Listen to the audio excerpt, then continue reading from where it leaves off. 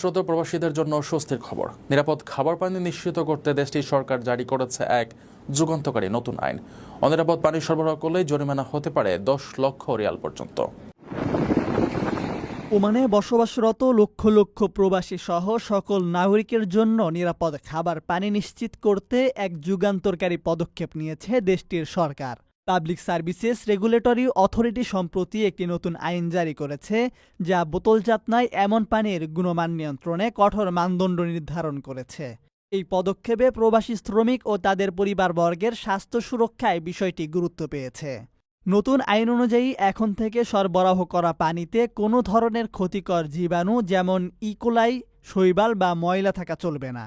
বিশেষ করে যে সকল প্রবাসী বিভিন্ন ক্যাম্প বা ভাড়া বাড়িতে থাকেন এবং সরাসরি লাইনের বা ট্যাঙ্কারের পানির ওপর নির্ভরশীল, তাদের জন্য এটি একটি বড় সুখবর। পানি সরবরাহকারী সংস্থাগুলোকে নিশ্চিত করতে হবে যে পানিতে ক্লোরিনের মাত্রা নির্ধারিত সীমার মধ্যে রয়েছে এবং পানি সম্পূর্ণ জীবাণুমুক্ত। এই নিয়মটি বাসাবাড়িতে সরবরাহ করা নেটওয়ার্কের পানি, ট্যাঙ্কারের পানি এবং ভূগর্ভস্থ পানিসহ সব ধরনের খোলা পানির ক্ষেত্রে প্রযোজ্য হবে। সংশ্লিষ্ট কোম্পানিগুলোকে এই নতুন মান বাস্তবায়নের জন্য 6 মাস সময় দেওয়া হয়েছে।